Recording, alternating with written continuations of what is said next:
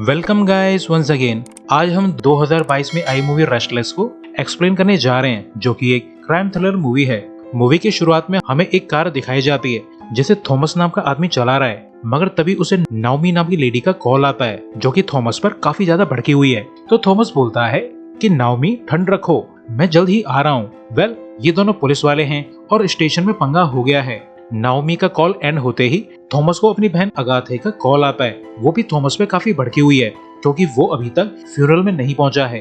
Well, असल में Thomas की मॉम गुजर गई हैं। थॉमस अपनी मॉम के फ्यूनरल में जाने के लिए लेट हो रहा है, जिस वजह से अगाथे काफी गुस्सा है। इन सभी बातों में थॉमस का ध्यान भटक जाता है और वो एक डॉगी की जान बचाने के चक्कर में एक इंसान को ठोक देता है। तो जब थॉमस उस आदमी को जाकर देखता है तो उसे पता चलता है कि ये आदमी तो निपट चुका है। मगर जब तक थॉमस कुछ सोच पाता तब तक यहाँ पर पुलिस वाले आने लगते हैं। तो थॉमस जल्दी से डेड बॉडी को अपनी कार के सामने डालकर छुपाने की कोशिश करता है और फिर पुलिस के जाते ही थॉमस डेड बॉडी को कार में डालकर यहाँ से निकल जाता है।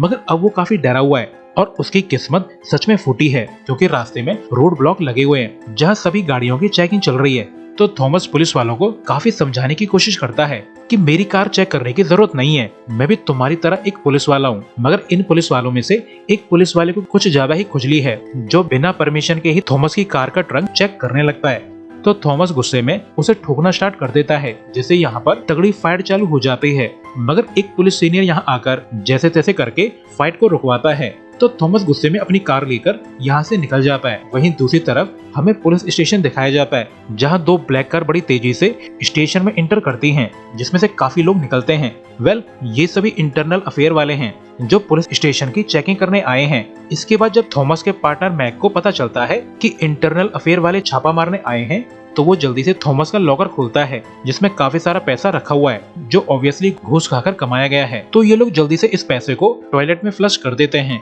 मगर उन्हें अंदाजा नहीं है कि उनकी इस हरकत पे इंटरनल अफेयर की टीम की लीडर की नजर है। वहीं दूसरी तरफ थॉमस हॉस्पिटल तक पहुंच जाता है, जहां पर थॉमस की मॉम की डेड बॉडी रखी हुई है।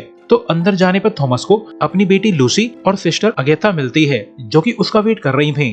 तो थॉमस उन्हें तसल्ली देने के बाद अपनी मॉम की बॉडी देखने जाता है, जहां उसकी मॉम के फ्यूनरल की सभी तैयारियां हो चुकी हैं।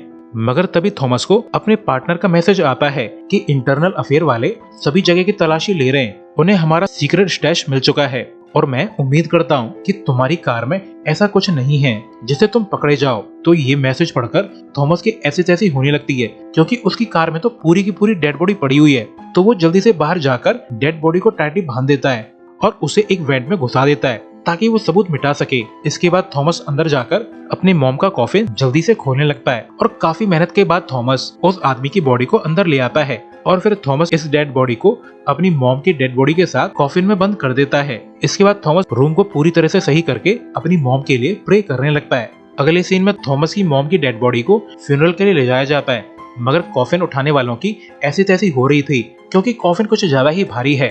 तो इन लोगों के मन में एक ही ख्याल आता है कि बुढ़िया क्या खा के मरी है, और फिर प्रॉपर ब्यूरल के बाद जाकर थॉमस को तसल्ली मिलती है। नेक्स्ट सीन में थॉमस का पार्टनर मैक उसके घर आ जाता है ताकि वो थॉमस और उसकी फैमिली का दुख बांट सके, मगर असल में वो थॉमस को वार्न करने आया है कि बचकर रहना, इंटरनल अफेयर वालों को तुम पर शक है। मगर थॉमस तो बड़ी जोरों शोरों से अपनी कार की धुलाई कर रहा है ताकि वो डेड बॉडी से घिरे ब्लड को साफ कर सके। मगर अब एक प्रॉब्लम थी, पिछली रात के एक्सीडेंट के बाद उसकी कार में काफी स्क्रैचेस आ गए हैं। तो इन्वेस्टिगेशन से बचने के लिए थॉमस अपनी कार को एक कार में इंटेंशनली ठोक देता है ताकि वो ये शो कर सके कि उसकी कार का एक्सीडेंट हुआ है, ना कि उसने किसी को मार डाला है। इसके बाद थॉमस पुलिस स्टेशन पहुंच जाता है, जहां मैक काफी हैरान है कि इंटरनल अफेयर वालों ने थॉमस की कार और घर की तलाशी नहीं ली है, जिस पर थॉमस कोई जवाब नहीं देता। तो मैक कहता है कि तुम्हारे लॉकर में अच्छा खासा पैसा था, अगर मैंने और नाओमी ने उन्हें ठिकाने न लगाया होता तो तुम ब्राइबरी के चार्जेस में पकड़े जा सकते थे। तो थॉमस बोलता है कि तुम भी दूध के धुले नहीं हो, तुम भी मेरी तरह घूस खाते हो।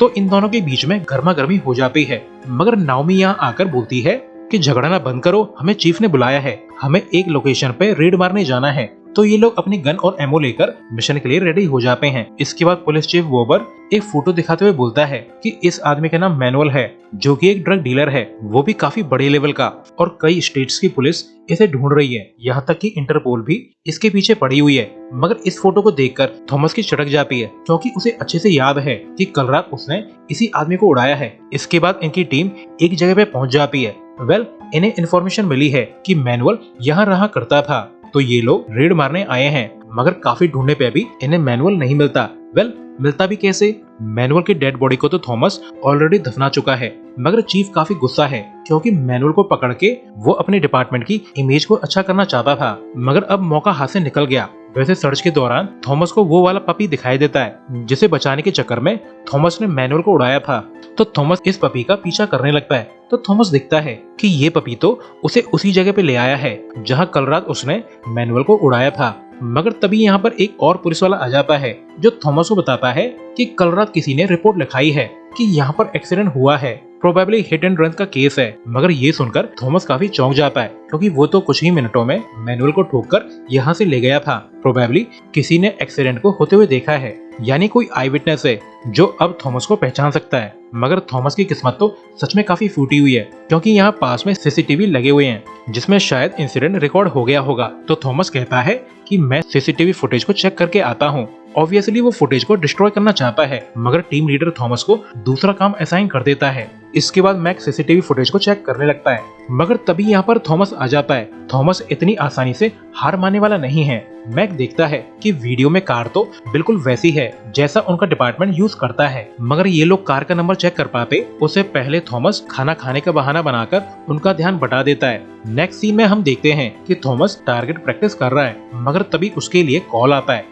और कॉल पर एक मिस्टीरियस आदमी थॉमस से कहता है कि मैं एक क्राइम रिपोर्ट लिखना चाहता हूँ। कल रात मैंने मैनुअल को देखा था जिसे एक पुलिस वाले ने ठोक दिया है। तो मिस्टर थॉमस बताइए, आपने मैनुअल की डेड बॉडी को कहाँ छुपाया है? तो ये सब सुनकर थॉमस काफी ज्यादा डर जाता है। वेल, किसी ने रात वाला एक्सीडेंट देख लिया है और अब वो थॉमस को धमकी दे रहा है। तो थॉमस घबरा के कॉल काट देता है, मगर तभी नाओमी के फोन पर उसी मिस्टीरियस आदमी का कॉल आता है जो नाओमी को बोलता है कि थॉमस को इन्फॉर्म कर दो कि वो अपना फोन उठाए वरना वो बहुत बड़ी प्रॉब्लम में फंस जाएगा। तो नाओमी ऐसा ही करती है, मगर अब ये सब सुनकर थॉमस काफी ज्यादा घबराया हुआ है कि उस आदमी को नाओमी का पर्सनल नंबर कैसे मिला, मगर फिर भी उसे कॉल उठाना था क्योंकि मजबूरी थी। तो कॉल पर वो कॉलर थॉमस को धमकी देने लगता है कि मैं जानता हूँ कि तुमने मैनुअल को मारा है और तो और मेरे पास इसका एविडेंस भी है, तो कोई भी होशियारी करने की कोशिश मत करना।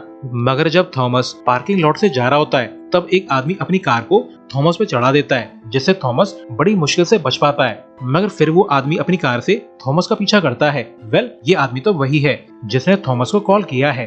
तो थॉमस इस आदमी की कार का पीछा कर पाता उससे पहले ही यहाँ पर मैक आ जाता है जो कि काफी सरप्राइज्ड है कि थॉमस ने अपनी कार को पूरी तरह से नया कर लिया है। इसके बाद मैक थॉमस को बताता है कि हमें इंटेल मिली है कि मैनुअल का phone last time marine symmetry में एक्टिवेट हुआ है। तो ये सुनकर थॉमस काफी शॉक्ड है क्योंकि इसी सिमेट्री में तो उसकी मॉम और मैनुअल एक साथ दफन है, यानी जल्दीबाजी में थॉमस मैनुअल का फोन डिस्ट्रॉय करना भूल गया है और अब वो फोन उसकी मॉम की कब्र में बज रहा है और अब शायद मैक को थॉमस पर शक होने लगा है। इसके बाद थॉमस को फिर से उस आदमी का कॉल आता है जो थॉमस को टॉन्ट करते हुए बोलता है कि कैसे पुलिस वाले हो तुम जो मेरा पीछा भी नहीं कर पाए।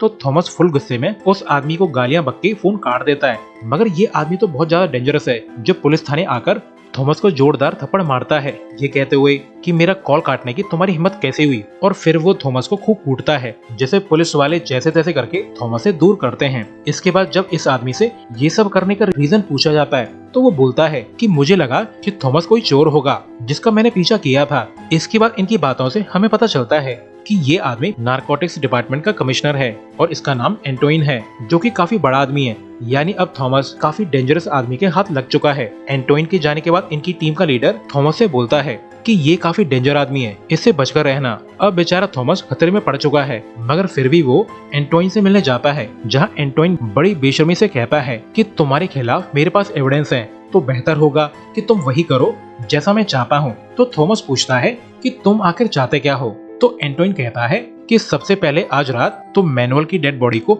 मेरे पास ले आओ, तब बात करेंगे, और कोई भी होशियारी दिखाने की जरूरत नहीं है वरना तुम और तुम्हारी फैमिली खतरे में पड़ सकती है।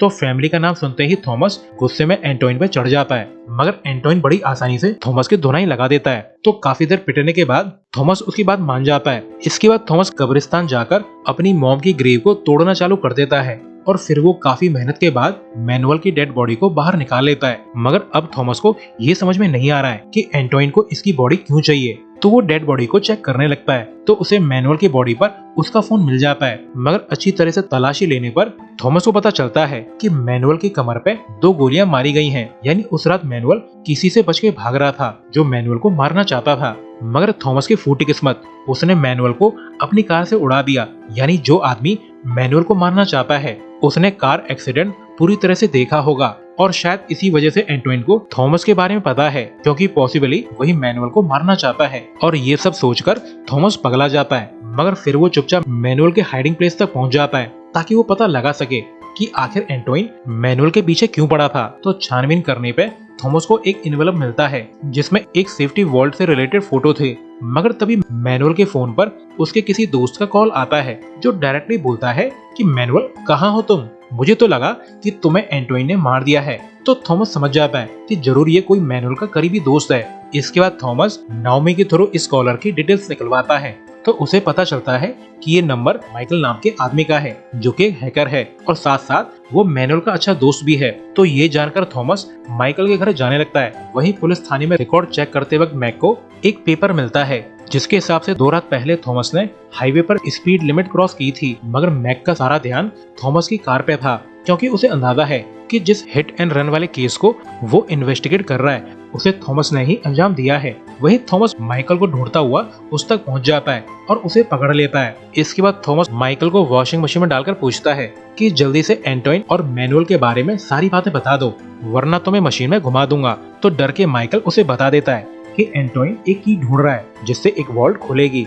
जिसमें काफी सारे पैसे हैं। मगर थॉमस को अभी भी कुछ भी समझ में नहीं आ रहा। तो माइकल बताता है कि एंटोइन नारकोटिक्स डिपार्टमेंट का कमिश्नर है, तो जो भी ड्रग्स उसकी टीम रेड के दौरान जब्त करती थी उसका काफी बड़ा हिस्सा एंटोइन छुपा लेता था और फिर उसने ये ड्रग्स बेचकर बहुत सारे पैसे कमाए। मगर इसमें मेन रोल मैनुअल का था क्योंकि इस ड्रग को दारू में मिलाकर बेचना मैनुअल का काम था। और फिर ड्रग्स का धंधा करके एंटोइन बहुत पैसे वाला और पावरफुल बन गया और एंटोइन का नेटवर्क काफी हाई लेवल तक फैल गया। मगर एक दिन मैनुअल को लालच आ गया, उसने चोरी छुपे एंटोइन का सारा ड्रग्स अल्बानियंस को बेच दिया जिस वजह से एंटोइन की सनक गई। तो उसने मैनुअल और उसके सभी साथियों को एक एक करके मारना चालू कर दिया। मगर मैनुअल भी काफी चालू था, उसने ड्रग्स बेचकर सारा पैसा एक वॉल्ट में छुपा दिया और फिर वो गायब हो गया। मगर फिर भी एंटोइन ने उसे ढूंढ लिया। इसके बाद थॉमस पूछता है कि वॉल्ट की चाबी कहाँ है। तो माइकल बताता है कि चाबी मैनुअल के बॉडी के अंदर है।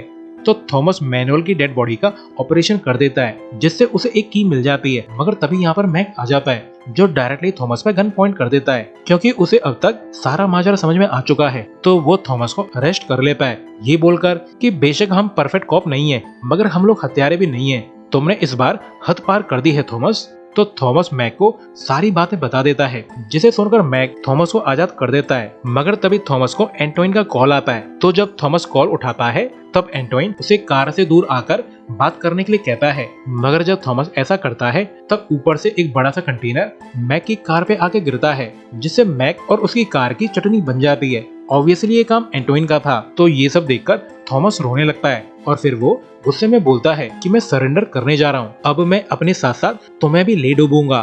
तो एंटोइन हंसते हुए बोलता है कि मैं तुम्हारे ही घर जा रहा हूँ और देखते हैं कि तुम पहले सरेंडर करते हो या मैं तुम्हारी फैमिली को पहले मार देता हूँ। तो ये सब सुनकर थॉमस घबरा जाता है और फिर वो जल्दी से अपने घर लौट आता है और वो देखता है कि अब तक उसकी फैमिली बिल्कुल ठीक है। तब जाकर वो राहत की सांस लेता है। इसके बाद थॉमस को एंटोइन का मैसेज आता है जिसमें उसने अपनी लोकेशन सेंड की थी। तो कुछ सोचने के बाद थॉमस रातों रात अपनी फैमिली को शहर से बाहर भेज देता है ताकि वो शहर से दूर एंटोइन से सेफ रह सकें। इसके बाद थॉमस पुलिस स्टेशन जाकर काफी सारे मिनी बॉम्ब्स इशू करा लेता है और फिर वो सभी मिनी बॉम्ब्स को मैनुअल की बॉडी में फिट कर देता है ताकि वो बॉडी के साथ साथ एंटोइन को उड़ा दे। इसके बाद जल्द ही थॉमस एंटोइन की बताई जगह तक पहुंच जाता है जहां उसे मैनुअल की डेड बॉडी पहुंचानी थी और फिर वो बॉडी को एंटोइन के कार के ट्रक में रख देता है। तो एंटोइन बोलता है कि शाबाश बच्चे, अब तुम सुकून से मर सकते हो। और ऐसा कहकर एंटोइन थॉमस पर अपनी गन तान देता है। मगर थॉमस कहता है कि यहाँ आने से पहले मैंने एक मेल में तुम्हारे सभी क्राइम्स की रिपोर्ट बनाकर शेड्यूल कर दी है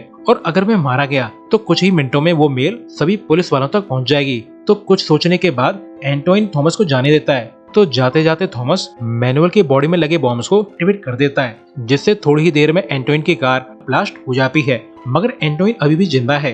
इसके बाद कार से निकलकर एंटोइन थॉमस से भिड़ जाता है और फिर इनके बीच में तगड़ी फाइट होती है, मगर थॉमस जैसे तैसे करके एंटोइन को गोली मार देता है, जिससे एंटोइन का खेल खत्म हो जाता है। इसके बाद जल्द ही यहाँ पर पुलिस आ जाती है, जो इन्वेस्टिगेशन के बाद थॉमस को अरेस्ट कर लेती है। इसके बाद हमें इंटेरोगेशन रूम का सीन दिखाया जाता है, जहाँ पुलिस सुपरिटेंडेंट क्राइम डिवीजन के कमिश्नर वोबर से कहता है कि इस बार तुम्हारे लड़के ने कमाल कर दिया है, चोरी, लूटपाट, मर्डर और ड्रग ट्रैफिकिंग सभी कर डाला, वाह भाई वाह। तो वोबर कहता है कि इसमें थॉमस का दोष नहीं है।